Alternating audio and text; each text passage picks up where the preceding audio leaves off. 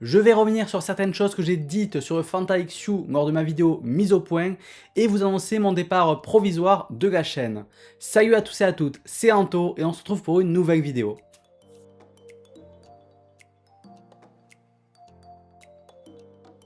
Alors si vous ne vous en souvenez pas, j'invite le monteur à faire un retour en arrière par rapport à ma vidéo mise au point dans laquelle j'ai annoncé ma déception par rapport au FantaXU 2, par rapport au fait que ça ressemble un peu trop à la télé-réalité et au fait qu'on demande aux gagnants d'avoir le plus grand nombre de followers sur leur compte Instagram. Je suis toujours déçu par rapport à ce dernier point, mais par rapport au premier point, il y a eu quelques changements. En effet, je vous invite vivement à visionner une interview en 12 questions d'Amixem sur la chaîne d'Absong Vidéo, dans laquelle il répond très bien à la question concernant le FantaXU 2, et notamment sur le fait que l'émission faisait beaucoup trop télé-réalité à leur goût. Car oui, les coachs ont apparemment réagi aux premiers épisodes du FantaXU 2, où ils ont vu avant la polémique que l'émission était beaucoup trop télé-réalité à leur goût et ils ont réalisé une lettre tous ensemble qu'ils ont donnée à la production pour que ça change. Ils ont envoyé cette lettre à la production ou à Webedia, je ne sais plus exactement à qui,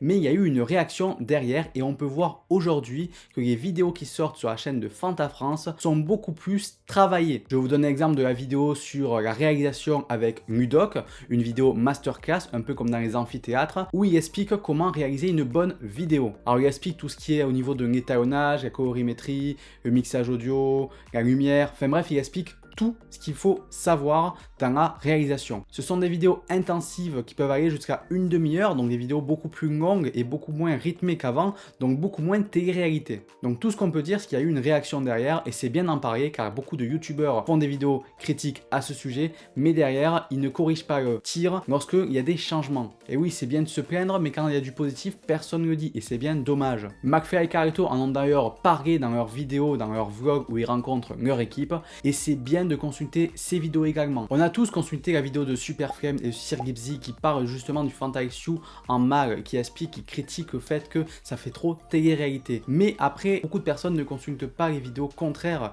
qui expliquent une autre version et qui explique qu'il y a eu une réaction derrière, comme la vidéo d'Absog ou la vidéo de McFly et Carlito et bien d'autres. Donc c'est bien de consulter l'ensemble de la polémique, j'ai envie de dire, pour se faire un véritable avis à ce sujet. C'est important de se créer son propre avis et de ne pas suivre la masse, de ne pas suivre comme des moutons. Donc moi c'est ce que j'ai fait personnellement, j'ai regardé la vidéo de Superflame, j'ai regardé la vidéo de Sir Gipsy.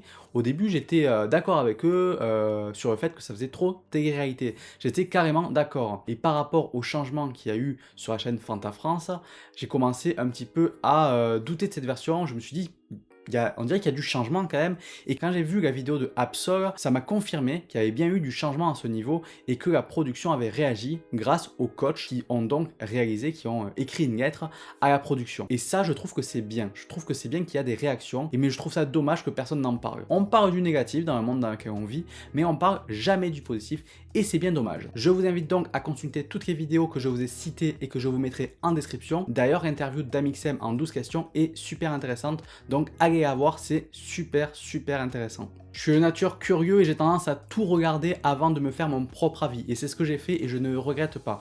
Donc faites également la même chose, en tout cas c'est ce que je vous conseille.